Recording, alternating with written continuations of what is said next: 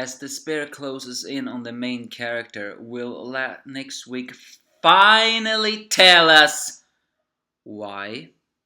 No. Given how Nanatsu no Taizai is, I doubt we will get those answers next week.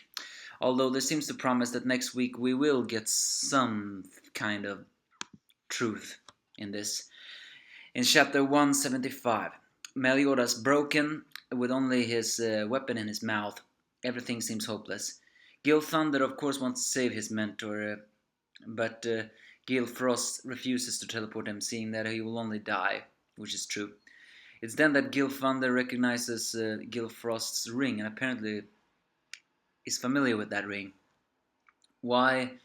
No idea, but as we said before, Gil Frost and Gil Thunder must be related.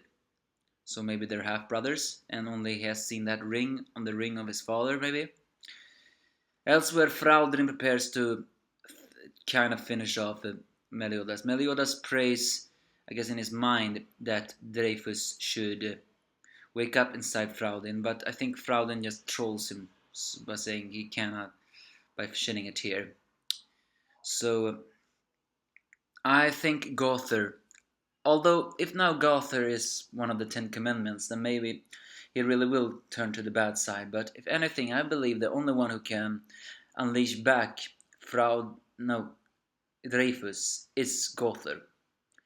So yeah, after all, they are Alhat, and as you know,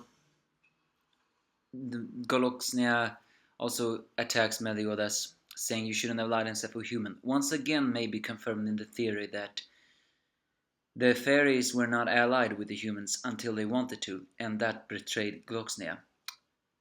So I really hope they die excruciating deaths. I mean, Gloxnia and Dolor. The fact that they didn't even want to be allied with humans. True, humans are selfish beings.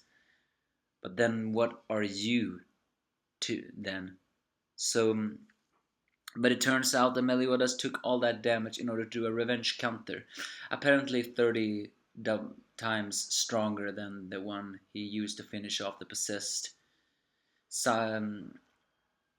Hendricksen.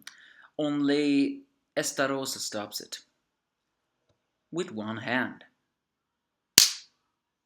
Okay. We were all getting some mighty confirmation that Estarossa was the strongest of the deadly sins. Did I just say deadly sins? 10 Commandments! I have verbic slur. But this is ridiculous. He stopped the last amount of gamble and the last amount of hope with just one hand. Have you any idea how problematic that is? And why am I saying problematic? Because who's gonna kill Estarossa then? The only one who can do that is Escanor, but I don't even think Escanor would, in full dawn, full power, and maybe even unleashing the heat from his Rita, can damage Estarossa. He stops the attack and pins Meliodas down. Strangely though, he says, I don't want to do this, because you know, I love you. So you love him, yet you want to kill him. Also, Seldris finally confirms here that Meliodas is indeed his older brother. So, but again, Estarossa, the most mysterious of the 10 Commandments. And then again, all the 10 Commandments are mysterious. But his motives are the most shrouded in mysteries. Mostly because of this. Why did Elizabeth see Estarossa in her dreams? And why is the one posted most similar to Estarossa? Moreover, if Estarossa really is Meliodas' brother, then what kind? There are many different theories. Also, why is he saying, I love you? Is he being sarcastic? There were some who saying that maybe his commandment is that commandment, what was it? Thou wife, or something like that. Was it you shouldn't betray your loved ones? So maybe Estarossa's commandment means that he can hate and love someone more, but he can never truly hate someone, because if he does, then he breaks his commandment. Is that what his commandment is? We don't know, but next week is called The Darkness Talks. And the way this premise seems to go, that we may finally get some answers about Meliodas' past, or at least about who Estarossa really is. The fact that it says the darkness talks, we'll see. But Meliodas is defeated.